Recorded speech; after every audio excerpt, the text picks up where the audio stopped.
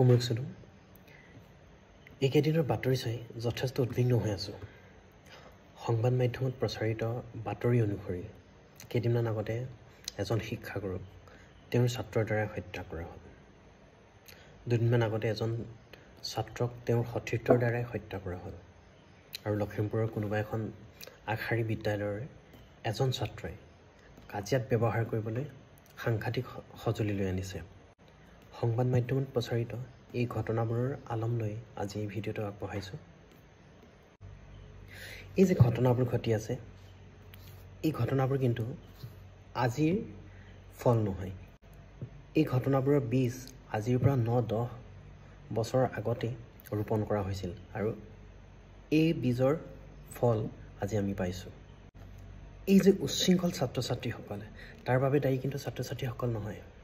তাৰ একমাত্ৰ আৰু 100% দায়ী আমাৰ অভিভাৱকসকল আৰু পিতৃ মাতৃসকল। আজিকালিৰ পিতৃ মাতৃ বা অভিভাৱকসকলে ল'ৰা ছোৱালীসকলক লৈ বহুত সচেতন হোৱাটো বেয়া কথা নহয়, কিন্তু সচেতন হোৱাৰ লগতে ল'ৰা ছোৱালীক এনেকুৱা কিছুমান শিক্ষাও দিব লাগে যি শিক্ষাই সমাজৰ লগত মিলি থাকিব পাৰে। এতিয়া এটা কথা চাব, আজিৰ পিতৃ মাতৃ বা অভিভাৱকসকলে ল'ৰা ছোৱালীক যিকোনো কথালৈ প্ৰতিবাদ কৰিবলৈ শিকায়, প্ৰতিৰোধ কৰিবলৈ শিকায়, কিন্তু এটা কথা নিশিকায়। প্ৰতিবাদ আৰু প্ৰতিৰোধৰ লগে লগে আৰু দুটা শব্দ চিনাকি কৰাই দিব লাগে। এয়া হৈছে সহ্য আৰু ধৈৰ্য। কিছুমান ক্ষেত্ৰত আমি ধৈৰ্য ধৰিবলগীয়া হয় আৰু কিছুমান ক্ষেত্ৰত আমি সহ্য কৰিবলগীয়াও হয়। সকলো ক্ষেত্ৰত আমি প্ৰতিবাদ বা প্ৰতিৰোধ কৰিব নোৱাৰোঁ। কিছুমান ক্ষেত্ৰত আমি ধৈৰ্য ধৰি আঁতৰি আহিব লাগিব বা সহ্য কৰি আঁতৰি আহিব লাগিব।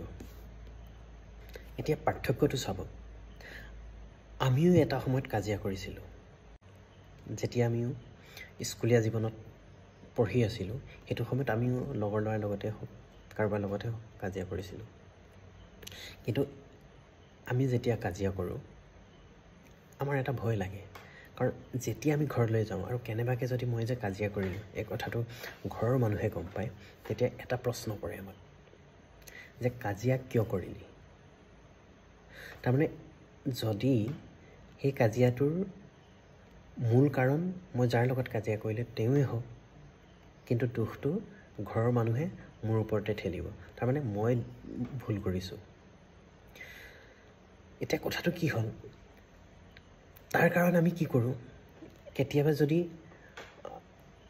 তেওঁও ভুল কৰে, মোৰ লগৰজনো ভুল কৰে বা ময়ো ভুল কৰোঁ, কাজিয়া পৰ্যায়লৈ নাযাওঁ, কাৰণ ভয় এটা লাগি থাকে। ঘৰৰ পৰা আমাক জেৰা কৰিব, হয়তো গালি খাব লাগিব, নহ'লে মাৰ খাব লাগিব।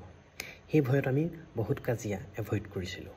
কিন্তু আজিকালিৰ পিতৃ মাতৃ বা অভিভাৱকসকল কেনেকুৱা হৈছে, যেতিয়া ল'ৰা বা ছোৱালীজনী কাজিয়াৰ অভিযোগ দিবলৈ পিতৃ মাতৃৰ ওচৰত উপস্থিত হয়, তেতিয়া ল'ৰা বা ছোৱালীজনীৰ কথা ভিত্তিটো নেচায়।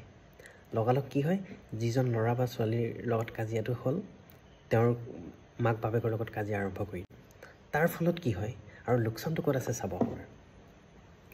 যেতিয়া আপুনি আপোনাৰ ল'ৰা বা ছোৱালীজনীৰ অভিযোগ মান্যতা প্ৰদান কৰিলে, লগে লগে ল'ৰা বা ছোৱালীজনী কাজিয়া কৰিবলৈ উৎসাহিত হ'ব বা ভয় নকৰিব, যে কোনোবাই কিবা এটা ক'লে ভাবি চিন্তি নেচালে ডাইৰেক্ট কাজিয়া কৰিবলৈ আৰম্ভ কৰি দিব। আৰু এটা সময়ত এই অভ্যাসৰ ফলতে ভয়ংকৰ কাণ্ড কৰি দিব পাৰে, যিটো এতিয়া আমি দেখিছোঁ। আজিৰ তাৰিখত যিবোৰ ঘটনা হৈ আছে, সেইবোৰ আজি আমি তাৰ প্ৰতিফলন দেখা পাইছোঁ। গতিকে মই পিতৃ মাতৃ বা অভিভাৱকসকললৈ এটাই অনুৰোধ কৰোঁ, আপুনি ল'ৰা ছোৱালীক প্ৰতিবাদ কৰিবলৈ শিকাওক, কিন্তু তাৰ লগতে সহ্য আৰু ধৈৰ্য ধৰিবলৈ শিকাব লাগিব। আপুনি ল'ৰা ছোৱালীক লৈ সচেতন হওক, কিন্তু সচেতন হোৱাৰ লগতে এই সচেতনতাৰ লগত ধৈৰ্য, সহ্য এই গুণবোৰো অন্তৰ্ভুক্ত কৰক। লগতে ডাঙৰ মানুহৰ লগত কেনেকৈ কথা পাতিব লাগে, ব্যৱহাৰ কৰিব লাগে, সেই কথাবোৰো শিকাওক। মৰম কৰক, কিন্তু অহংকাৰী নকৰিব। আৰু এই শৈশৱতে যিবোৰ আদৰ্শ আপুনি শিকাব, এই আদৰ্শবোৰহে ভৱিষ্যতলৈ থাকিব। আৰু শৈশৱৰ যিটো আদৰ্শ এই আদৰ্শ পটকৈ সলনি নহয় আমাৰ শিশু মনোবিজ্ঞানত এটা কথা আছে যে শিশুবোৰ একোখন উকা কাগজৰ নিচিনা এই কাগজখনত কি লিখিব সেইটো আপোনাৰ ওপৰত নিৰ্ভৰ কৰিব এতিয়া এই কাগজখনৰ প্ৰাথমিক লেখকজন হৈছে পিতৃ মাতৃ আৰু অভিভাৱকসকল পিতৃ মাতৃ আৰু অভিভাৱকসকলৰ পৰাই সামাজিকীকৰণ প্ৰক্ৰিয়াটো আৰম্ভ হয় অৰ্থাৎ ঘৰৰ পৰাই সামাজিকীকৰণ প্ৰক্ৰিয়াটো আৰম্ভ হয় গতিকে আপোনাৰ ল'ৰা বা ছোৱালীজনী ভৱিষ্যতে যাতে আদৰ্শৱান ব্যক্তি হয় তাৰ কাৰণে আপুনি আপোনাৰ ঘৰৰ পৰা পৰিৱেশটো আৰম্ভ কৰিব লাগিব কাৰণ আপোনাৰ পিতৃ মাতৃ বা অভিভাৱকৰ উপৰিও আপোনাৰ পৰিয়ালৰ লগত সামাজিকীকৰণ কৰিবলৈ শিকিব ঘৰখনৰ লগত শিকিব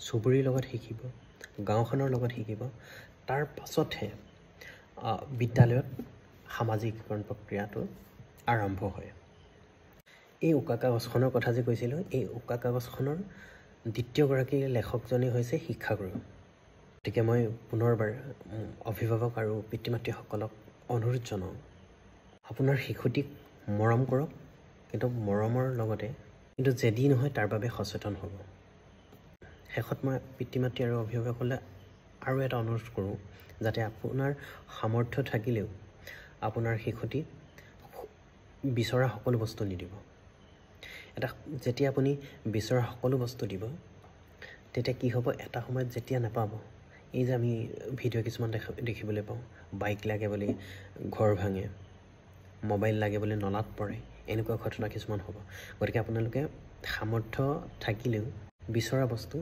যিটো এছেঞ্চিয়েল নহয় সেই বস্তুবোৰ নিদিয়াই ভাল আৰু মানুহৰ লগত কেনেকৈ কথা পাতিব লাগে বা ব্যৱহাৰ পাতি কেনেকৈ কৰিব লাগে সেইবোৰো শিকাব ধন্যবাদ